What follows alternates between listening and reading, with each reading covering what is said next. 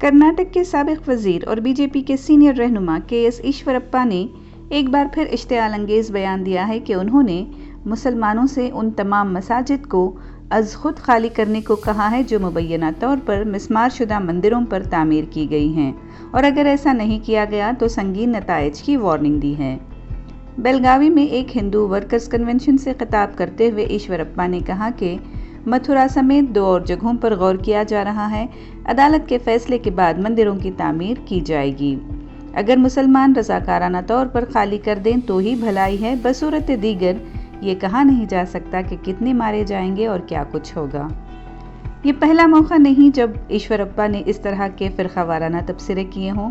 पिछले साल दिसंबर में भी ईश्वरप्पा ने कहा था कि मुल्क में मंदिर को तबाह करने के बाद बनाई गई एक भी मस्जिद को बख्शा नहीं जाएगा।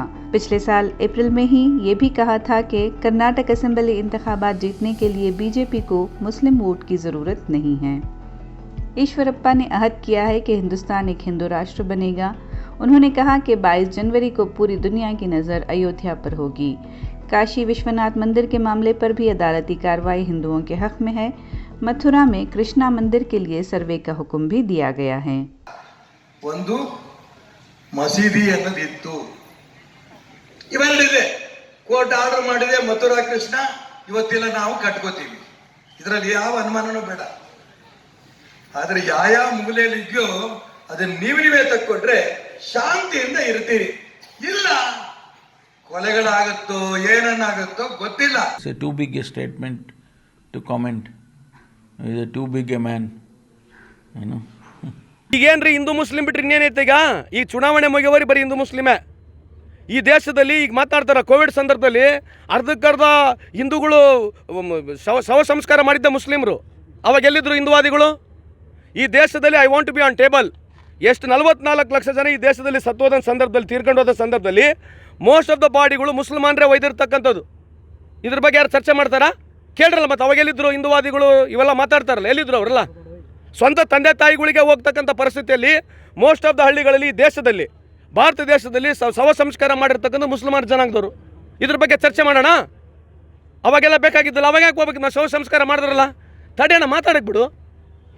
ಶವ ಸಂಸ್ಕಾರ ಮಾಡಲಿಲ್ಲ ಅವರು ಅವಾಗ ಯಾಕೆ ವಾಪಸ್ ಮಾಡಲಿಲ್ಲ ನೀವು? ಅವಾಗ ಯಾಕೆ ವಾಪಸ್ ಮಾಡಲಿಲ್ಲ?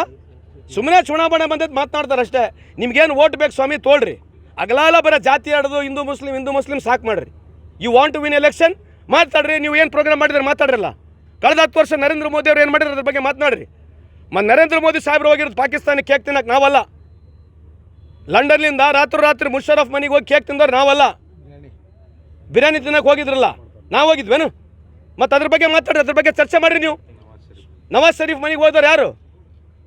ಭಾರತ ದೇಶದ ಯಾವುದೇ ಒಬ್ಬ ಪ್ರಧಾನಮಂತ್ರಿ ಪಾಕಿಸ್ತಾನ ಪ್ರೈಮ್ ಮಿನಿಸ್ಟರ್ ಮನೆಗೆ ಊಟಕ್ಕಾಗಿರಲಿ ಬರ್ಡೇಗೆ ಹೋಗಿಲ್ಲ. ಇವರೇ ಹೋಗಿರ್ತಕ್ಕಂಥ ಬರ್ಡೇಗೆ. ಅದ್ರ ಬಗ್ಗೆ ಯಾರು ಚರ್ಚೆ ಮಾಡ್ತಾರೆ? ಕೇಳ್ರಿ ಪ್ರಹ್ಲಾದ್ ಜೋಶಿ ಅವರಿಗೆ, BJP ಅವ್ರು ಕೇಳ್ರಿ.